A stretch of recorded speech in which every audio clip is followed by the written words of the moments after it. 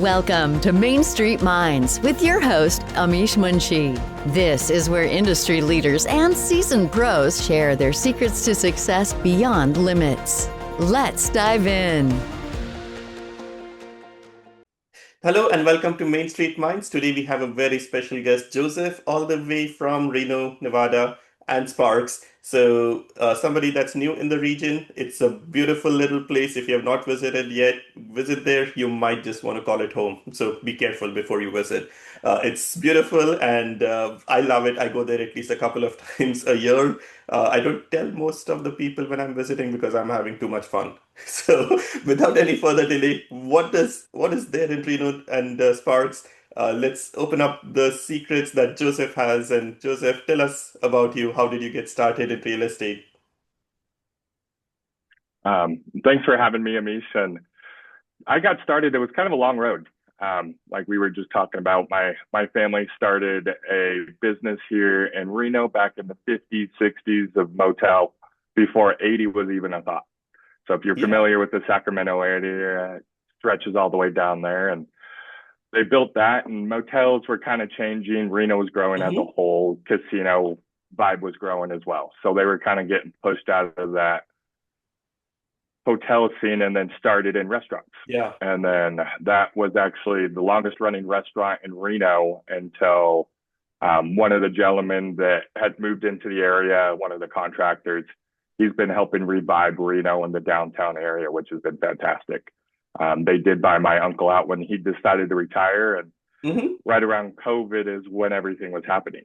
So Yeah. right around there, I was managing restaurants and bars and the casinos here in town and have been doing that about 10, 15 years. So I thought that was going to be my career. And then once COVID hit, I definitely had a change of mind and looked into other things just because if you're running a business or a restaurant and they could come shut your doors for no reason Yeah. and then you're Yeah. stuck. So it was very tough for people not only here in Nevada, I know California was struck with it too. A lot of businesses Yeah. suffered, and I just did not want that to happen.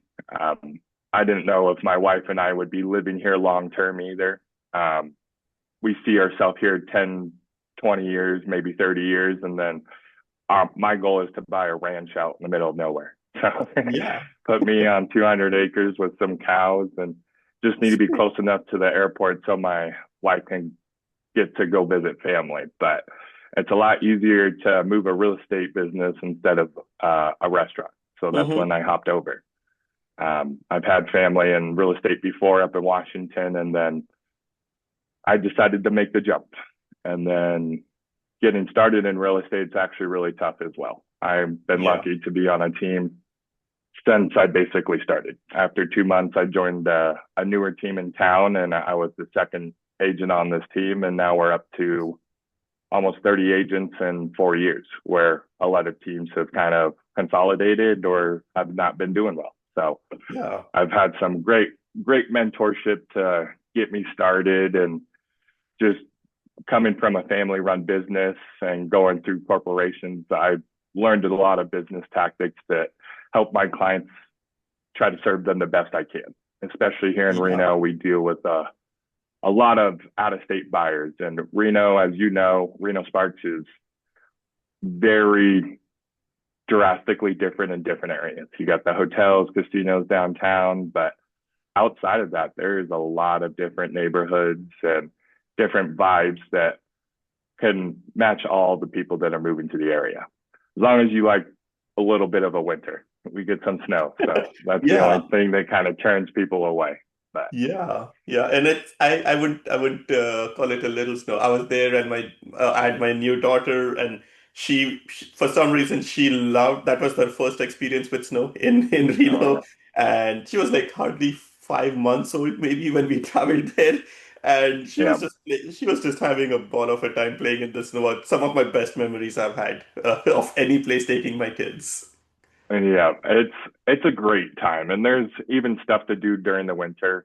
Reno, with everything that's kind of been growing here, we're getting a lot of infrastructure growth as well. So it isn't Yeah, just homes being built. We just got approved for a new arena over at the GSR that's going to be Mm-hmm. amazing. They've got a couple outdoor venues, and being close enough to Tahoe too, we do get a lot of traffic coming through here as well.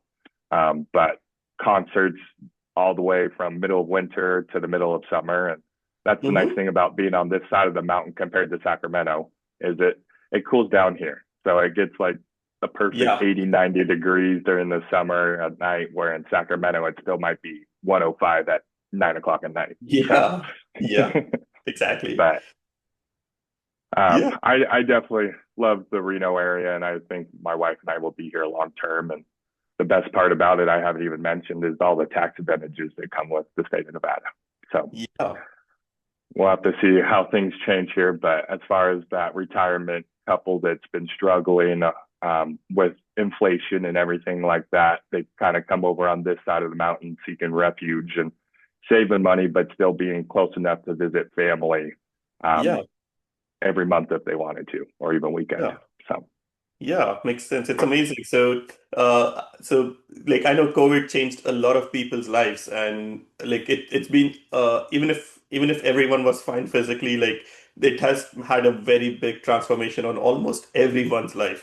Uh, so yeah, a lot of people moved out to a different place. People made career changes, and it's been good in a way, right? And I think whatever those changes happened, I think we are at the tail end of saying, okay, like this is it now. This is the new life. Uh, yep, yeah, like yep. And it's been interesting here. Luckily, we've been pretty lackadaisy with the whole COVID thing. Like obviously things shut down, but after they gave the clearance to open up, a lot of people got out, and that's yeah, the nice thing being here in Reno is you could go a new hike every other day if you wanted to in yeah, the area. So you don't have to be inside, and that was the nice thing. So after the yeah, first 2 or 3 weeks of being locked up, we definitely broke out and um, got around, but we were yeah, keeping our distance and being safe. So yeah, yeah, absolutely. You mentioned real estate business is not the easiest one to start, but within 4 years, you've grown. Like most people don't grow as much as you have grown. So tell us, like how was that progress and what how did it go? yeah, so like I said, I joined the team. So Yeah. my team here is with Lee Stevens. I joined him. I was the second agent and helped him grow to where we're at now. And Mm-hmm. it's been interesting. He comes from a big corporate background as well. He's from California, working for Sprint and having 300 employees under him and having numbers that he needed to hit. He's also pretty tech savvy too, which I am not. So being able to adapt with AI and Mm-hmm. incorporate that into the business has been fantastic. Um, he kind of did all the dry runs and made sure everything was good for when he started the team, which has been nice.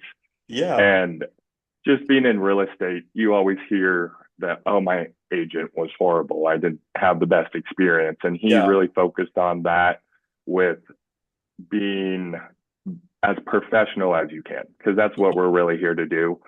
For some people, they only buy one house and then that's it for their whole life, or they're doing multiple transactions with you. But Yeah. we try to give them all the same attention because we do realize that it is one of the biggest purchases that you will make in your Yeah. life.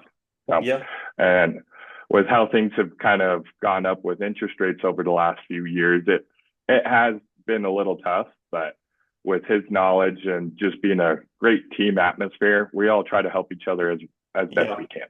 Yeah. That's where we all want to succeed, and that's kind of what his mindset is we succeed together. It's going to be awesome. It's going to be fun. Yeah. That's when everybody's It, doing well and taking care of their family and not getting in trouble. But that's the yeah. biggest goal that he kind of instilled on us is you're there to help them in any way Yeah. that you can. So Yeah. And it, it's a teamwork. Like as you mentioned, I think the difference was the team, right? Like many times when somebody's starting, and it's still your own business, but it's still a team. And it's if we try to do everything, including like the transaction coordination job and speaking with everything and trying to like hold on to things, it just doesn't work. Like not at all. yeah, You need help. That's what it comes yeah, down to. And that's yeah, where it's it really is a unique opportunity for us here, and he allows us to grow within the team and do as much as we can. We do have a couple lead sources, and when you get into real estate, you think everybody's going to start calling you, which is not the case. Like you got to do the dirty work, the legwork. And my uncle that owned the restaurant, I'm not even the agent he refers his friends to. He's Yeah. got a person in his BNI group that we used to call Uncle Jerry when we come visit and stuff, but he's been referring him clients since I've been in the real estate, and I've gone to him a couple times, and he's starting to move my direction. But as a new agent and being a little bit on the younger side, people are a little skeptical and want to make sure you're doing business correctly. And with not having that personal referral Yeah. base coming in from family, like he's Yeah. definitely taught me the different avenues of farming and just being the best you can for your current client, because they can also be your best referral partner as well. Yeah. And has So it been like a linear growth, or has it been like an exponential growth of like, I've steadily just continued to okay. slightly go up every year. So this year I'm going to be right around over 10 million and about 20 deals. Yeah. So it's, And that's the weird thing with where rates are right now, and possibly different mortgage programs coming out. People are still waiting to see what happens, but I've yeah. got a bunch of buyers that are just waiting for that house, and or they're waiting for the new year. So they're like, we'll hit the ground running in 2026. And I'm like, thumbs up, let's get it started. Yeah. But Yeah. uh, So does 100 other people, right? It's like buy a house when you're ready. Like don't wait for the market. Yeah. yeah, and that's the biggest thing too, is a lot of people, it is a little bit more expensive right now compared to when rates were 3%, because that was Yeah. amazing. Yeah. Everybody could buy a house. Yeah. But people don't want to really stretch themselves right now, Yeah. especially if they have good equity in there. Granted, if you have a 2-3%, it's been a little tough to give that up to get 7. So Yeah. we're definitely here in Reno. We have an inventory shortage. I don't think we've Mhm. ever gone over three months of inventory Yeah. um, for the area since the start of COVID. Hmm. And that's been the biggest issue for us. And then just affordability. And Yeah. we've got a lot of people migrating from California coming with a lot of cash. And Yeah. it's definitely a lot more affordable here. And people don't realize that until they start really sitting down with their CPA or lawyer, and they're like, gosh, like, why didn't we move here as soon as the kids got out of high school? Like, Yeah. Yeah. but it's all about family, and that's usually what people are trying to do, and everything revolves around. So that's Yeah. understandable. Yeah. Makes sense. So tell us more about like kind of just on the same journey. Like, were you focusing more on buyers and sellers versus like what are you focusing on now? Like, what did you start with, and what are you focusing on now? Joining the team and being young, I started with buyers, Okay. and luckily we did have a couple of good lead sources. Um, we did partner with one of those bigger websites and have been one of the top teams with those sites since we started the program. Yeah. And that was a good chunk of my business. Granted, they take a good fee, but it helped me build my sphere, and something is better than nothing. That's what it comes Yeah. from, especially when you would not have met that person. And Um, that something is and very special, right? Like it's possible to get a list of or even like hand raisers, but people that are actually going to buy are yeah, the quality of the lead makes a big difference. oh yeah, and that's all about time too. This business is, you, as you know, with you growing too, time is the biggest commodity. Yeah. You want to try to find the best use of your time. Luckily, I don't have any kids yet either, so I've got a lot of time to adhere to the Yeah. buyers that might need to take a little bit longer. Yeah. But that's where, especially if you're dealing with a little bit of those first time home buyers, more than likely they're going to transact. And like I Yeah. said earlier, you want to use them as referral base. And Hmm. I've been in about 5 years now, so I'm starting to get those people coming back around that maybe didn't find the right house for them or the right neighborhood that first time around. Yeah. And but over the last 4 years, they've built up 100, Yeah. 150K in equity just like that. So Hmm. it's it's a great opportunity, and we haven't seen too much appreciation over the last few years, but there's definitely certain neighborhoods that stand out more than others. That, Yeah. like, Yeah. last week, I just put in 4 offers, got 3 accepted. Oh, 3 of nice. them were multi-offer situations, and the Great. one we lost out on was a 10 offer situation. Oh my God. Yeah, Yeah. but So it people was are the pricing the houses right, at least. Like people are not like correct. pricing or Yeah. underpricing. Well, and that's where you're starting to see things sit a little bit longer here. If it's a house that's trying to get that top dollar, Hmm. nobody wants to overpay right now unless it's that Yeah. neighborhood that everybody loves. Yeah. Um, house needs to be updated a little bit as well if it's not sitting a little bit longer. And um, winters always slow down here, especially around the holidays. But that's when you get the best deals as a buyer. And as for a seller, as long as you list properly, there's still buyers out there, and you Yeah. will still get multiple offers if you're pricing accordingly. Yeah. Um, but that's, I feel like in other areas you don't hear that as much. But with a lot of our buyers being out of state buyers and the snow coming, it kind of slows down that buyer pool a little bit. So you don't have those out of state buyers that you typically see like every spring or summer, or multiple of them. You might have Yeah. one or two. Yeah, but I think that's exactly the time when a lot of investors like kind of hold back in these markets, but it's actually a good time to buy because the same people that are kind of visiting instead of owning something, they're like, let's rent, right? So that rental market picks up a little bit more, and investors should actually realize like they're getting better quality, like homeowner level quality tenants. Uh, Yeah, and at the same time, houses are going to appreciate when the market changes over. yeah. And that's where, as far as rental market here, I'm not a property manager, so I don't really want to speak on it too much, but that's what made my wife and I, like, my first year in real estate. I was like, we were stuck in a situation, renting a house from Tricon, which the largest property manager in the whole country, that Yeah, got bought by BlackRock. They were going to be raising our rent like $250. And I was like, yeah, mm, about 2,700. I was like, let's just go buy a house.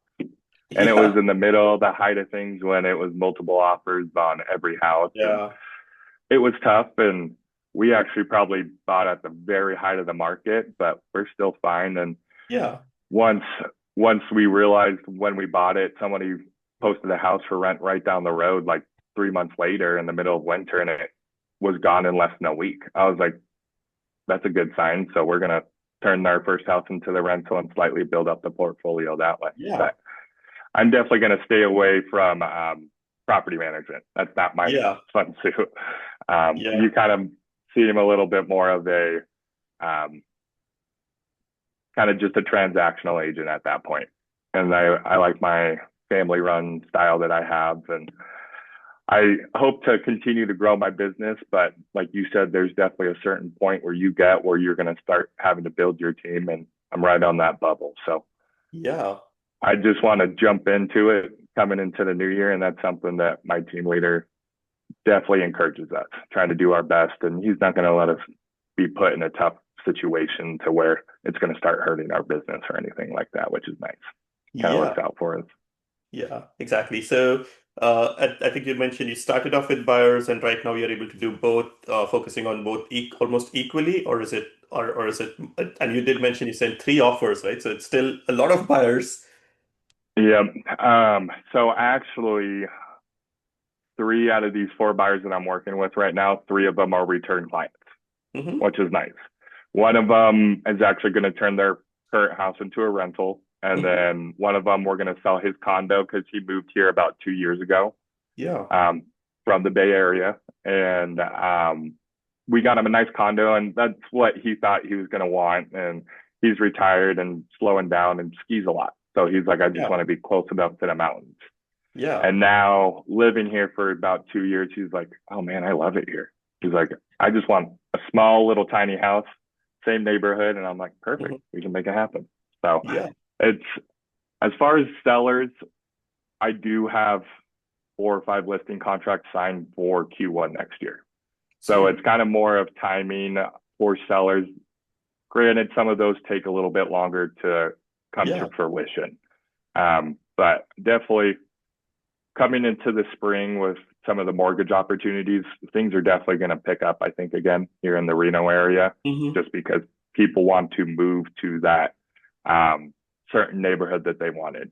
And to kind of combat that, I've got a couple of farms that are starting the first of the year. I want to wait until all the holiday stuff gets through and all the advertising, because you don't want to get lost in the stack this high of all the advertising for the holidays. So Yeah. I don't think a lot of people open up their mailbox and say, "I'm going to buy this house." yeah, Not during holidays, right? Yeah. When after that, it's like when you go back to work, it's like, what we had a lot of fun in the holidays, but we need to fix our life as well. Let's move into a house. Yeah, yep, a lot of exactly. people make it a goal for the year and say, yeah, I mean, they start looking in like early in January, and then they actually end up buying like maybe March. Yep. Yeah. Or there's that person that I actually missed out on a client this year, unfortunately. I talked to him in May. I was like, hey, like, what's the plan for this year? Because we've been looking for about 8 months to 14 months. And he goes, we're going to be staying still for the next 2 to 3 years. Like, we just can't make the move right now. And then they bought a house 2 months later. Yeah. Never know, right? So, Yeah. And unfortunately, like, I'm not going to be one of those people that, oh, like, you should have used me. Like, I've been helping you the last 14 months. And I just try to be a tool. That's where I want to try to help everybody. And unfortunately, that happened. You win some, you lose some. But I'm a firm believer in everything happens for a reason. So as long as you got good intentions And behind it, you'll get to the end goal. Yeah, the relationship is way more important to that. Like when even when I was buying a house, I was like using 2 or 3 different realtors based on very different geographies. Like I didn't want to pull a realtor from like south all the way to the north and say like it's probably not fair for them. It's not. I didn't know where I wanted to buy at that stage, right? So I didn't Yeah. want to make people drive like 2 hours in different places. But then out later, I did refer my other friends who were interested in buying in that region, say, hey, you have to speak with this realtor because they are really good and they know that region really well. Yep. And that's where, if you try your best, I mean, some agents struggle for money, and that's when you kind of feel that you get that car salesy vibe and just salesman vibe. And that's something that is just very not accommodating to any client, because then they kind of feel all gross and don't really want to work with you. Like unless you're there just providing the service for that house. So we try to do a full model service to accommodate any client that we have. And some are a lot easier than others. Some are a lot more appreciative, but I think majority of our clients see how hard we work, and with kind of the commission fluctuations and things that have been going on in the real estate realm over the last few years, I've got sellers that will try to cut our commission down to try to protect their bottom dollar. And my clients are like, no, we're countering back. We want you to get your full commission. Or so they say, like, can we pay that portion? So that always makes you feel good too, even though we do get paid a decent amount, but they understand the service and the quality of service too. Yeah, there's work involved, and like there is a lot of expertise, like getting like say, and what's the max that somebody might be able to save and negotiate? 1%, right? Like it's like in between. You'd be surprised. Yeah, between getting very good quality of service, getting a house that you like, getting a good price on the negotiation, everything that's involved, ensuring you're protected very well through the whole transaction. That the difference of 1% is not worth many times. That's where people always say when you're moving to a new area, it's great to interview a few agents. And I've just heard horror stories where people are possibly getting trapped in like an agreement right away with the first time meeting somebody. And I'm like, That's a little weird, especially when you're going to be spending $500,000 with them more than likely. Yeah. Like you want to make sure that you like this person and then you're a good fit. That's great. But not everybody's going to be a perfect fit for you. Some Yeah. people just don't work well together, and Hmm. that does happen as well. So I'm not going to let somebody walk over me. I'm here to help them in their best interest. But when you definitely in our realm can get taken advantage of, but you got to set that fine line and set your standards that clients respect Yeah. Yeah. that. Yeah. So tell us. I can kind of go through some of the stats for you if you would like for the Reno Sparks area, because Yeah, I was about we're to close ask enough about to that. Carson City too, which is Mhm. yeah. Reno Sparks are definitely some of the more popular areas, but a lot of people always think that Las Vegas is the capital of Nevada, which is not true. Yeah. It's Carson City, which is just 20 miles away. And you down there is definitely kind of more of that farmer town, small town vibe down in Carson, Gardnerville, Minden. And a lot of retired folks are coming down that way because it's off of 50 coming out of South Lake. So Yeah. still close enough to Tahoe, and you can get a third of an acre up to a half an acre for around $500,000. So Yeah. um, that's right. That's kind of one of the popular spots if you're like in the small town vibe. But over there, you get a little bit more inventory, about 4 to 5 months of inventory. But in those certain areas, homes still do move quickly. And then once you get into Sparks and Reno, some of those favorite neighborhoods are going to be South Reno, kind of up Mount Rose a little bit. Hmm. Those are going to be the higher end homes, more than likely a 900 million plus down there. Hmm. Those are some of the favorite schools for Reno as well, that people do like. And that could things do move a little bit smaller out or slower out there just because of the price point. Hmm. When you have an influx of $1 million home, you go and you're starting to look online for Reno, and you're like, why is there so many $1 million houses right around this area? But Yeah. it's the most popular area. A couple great golf courses too. A lot of gated communities, and it's kind of more of that higher end of Yeah. town. And then you get into Northwest Reno, which is also another favorite. Hmm. You kind of get more of in Collin Ranch and West Reno, but you kind of get more of that mountain vibe and still higher quality homes. A couple great golf courses too, and Hmm. a couple private communities. So it really depends on what area you're looking over there. You can find some smaller houses for 500 to 700,000, all the way up to multi millions. So Hmm. it kind of really depends on the lay of the land, what style of house you like to. Those are going to be a little bit older, got that older vibe, built in the 50s, 60s. You got your formal living room, dining room, whereas in South Reno, things are a little bit more modern and up to Hmm. date. Houses are a little bit newer. So, but I currently live in North Reno, which is one of the most affordable spots in the Hmm. area. Um, it's growing tremendously. That's probably the area that they've built the most over the last 5 to 6 years, Yeah. and they're continuing to grow out that way. Um, but as far as affordability, you can get a house around 300,000 up to 800,000, depending Yeah. if you're on an acre or horse property or stuff like that. So, Yeah. um, but that's the tough thing with a lot of the businesses moving here. We haven't really seen affordability catch up, unfortunately. Eventually we'll get there, Yeah. hopefully, but with these, there's out in East Sparks, kind of going east on Hmm. 80, there's USA Parkway. And if you look that up on Google, you will be blown away by the tremendous growth out there. That's where most of the commercial businesses and corporations are being built, trying to Yeah. keep them out of town so they're not taken away Yeah. or building high rises in the middle of Reno. We kind of like that Yeah. small town vibe a little bit, but that's where majority of those people have been going and buying property, and you Hmm. can get a bunch of that commercial space for a way better price than trying to buy here in Reno Sparks. Yeah. But 10, 15 miles past that, there's a little town called Fernley, And then Hmm. right past that, it's kind of like Travis Air Force Base out in Yeah. Sacramento.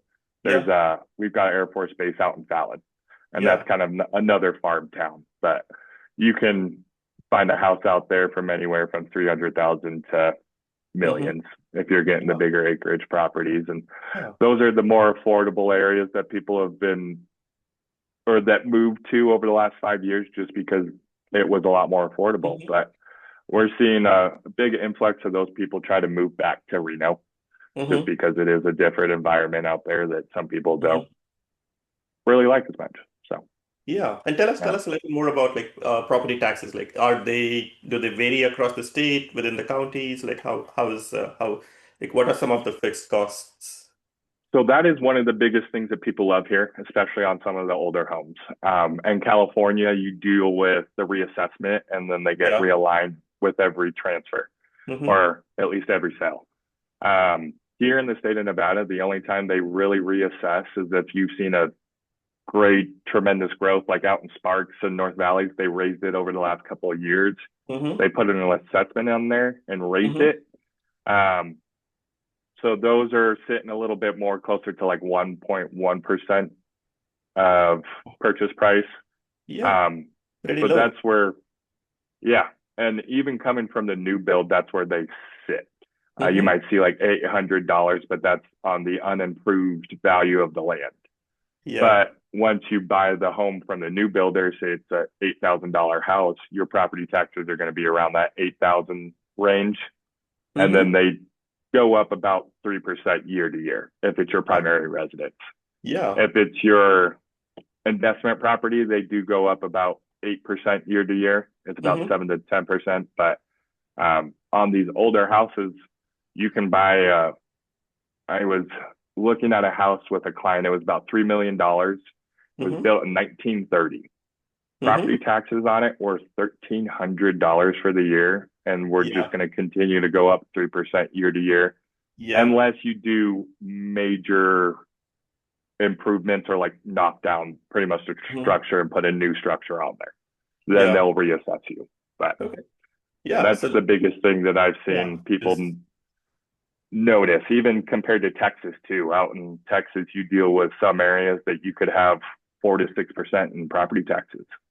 Yeah. And Yeah. what? It's Yeah, I know, Go like, ahead. I'm sorry. exactly, like, speaking about Texas, right? A lot of people go there, and then it's like the fixed cost of holding the property is just so high. But I think Nevada is like really low. I don't know how Nevada survives. Like, there's no income tax. Property taxes are really low. So yeah, I think Well, maybe we'll the have to see just because I think it was we got a lot of money from the casinos before yeah, COVID when they were all doing well. And that does help with a lot of those costs. Out yeah. here in Washoe County and Reno Sparks, gas is a little bit more expensive, but you go 20 miles down to Carson City and it's $1 less a gallon. Oh wow, that's a huge Yeah. difference. Yeah. So I usually tried to, with my 35-gallon tank on my truck, I usually try to get gas down in Carson if I'm Yeah. down there. But um, that was one of the biggest things that dealing with these out of state buyers that they don't really know. It's not Oh, really brought to their attention. And one of my first ever clients, he was actually a pilot. He's one of the pilots for the major airlines here mhm. in he was actually based out of SF. So he was living in Napa, renting in Napa Oh, from a friend because he has a property down in Texas, out in San yeah. Antonio. Bought a house for 400,000 before COVID, and then his family is out there, and that's where they wanted to have their house. But his hub was SF, so Hmm. he rented an SF, drove to and from the airport every single day he worked, which is if you're lucky, a 2 hour one way trip. Oh yeah. Usually closer Yeah. to 3 hours one way for him. And Yeah. they were up here in Reno visiting a couple times, and Hmm. the wife goes like they saw a horse property up here on 20 acres, and the wife was like, "Let's go check it out." I met them through one of those lead sources, and we're out Yeah. there looking, and he goes like, "So what would the cost be on this?" And we were running the numbers with the lender, and he goes, "This is less than the house here in Reno is about 700,000. Yeah. His house in Texas 4 or 5 years before was only 400,000. His mortgage here in Reno is going to be less than his one in Texas because of the Yeah. property taxes. Yeah. He was paying about 1,500 a month down in Texas, where his property taxes here in Nevada were 2,000 for the year. Yeah. Yeah. So It's it amazing. makes a big difference on payment. And then on top of that, Reno's airport's growing too, which is nice, but it's still small. So 20 minutes from the airport here, 30-minute flight into SF. So he saves an hour each direction. So Yeah. he's like, it was kind of a no-brainer at that point, and they just pulled the Yeah. trigger. Yeah. So, Makes sense. And they have a better life. It's not only about saving money, right? It's also yeah, improving the life manifold. yeah, yeah. Don't get me wrong. Had a pretty good deal out in Napa, and Napa's Yeah. beautiful, but with him moving to Nevada, he was also saving. He was already in Texas based Yeah. for his pay and stuff, but he was just saving more money, and he just Yeah.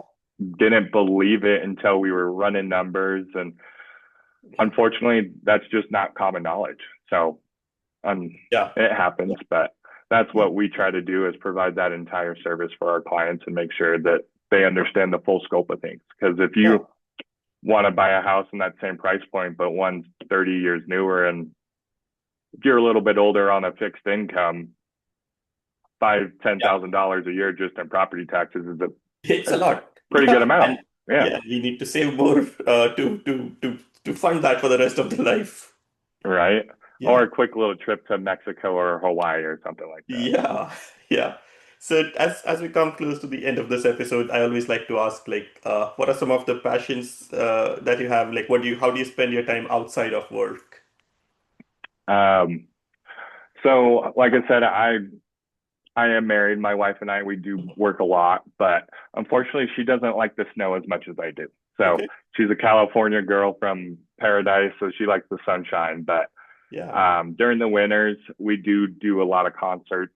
Mhm.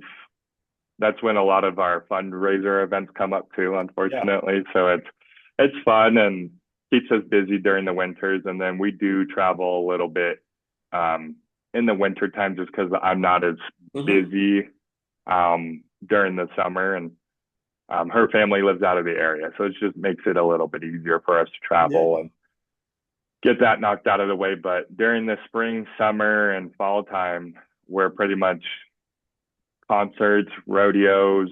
There's a couple festivals here in town that Mhm. bring a lot of people in, and um, spend a lot of time at the lake and just with friends and family. Yeah. We're coming to that age where a lot of our friends are getting married and having kids. So seeing them grow with that and grow in their industry too, that's kind of Yeah. what we do. So just try to make time for friends and family, and Mhm. because we don't get as much as we would like starting off our business. So we Yeah. gotta make them happy while we can. Yeah, yeah, exactly. And taking and spending that's the most fulfilling experience, right? When you're able to do something for someone you know. Yeah.